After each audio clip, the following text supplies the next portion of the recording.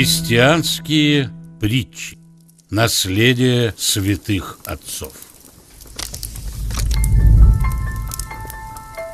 Книга Антония Великого.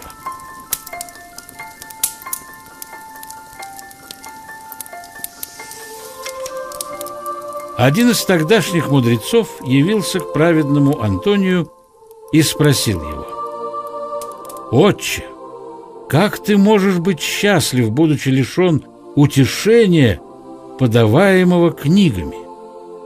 Антоний ответил: «Моя книга – это природа сущего, и когда хочу читать Слово Божие, эта книга всегда передо мной».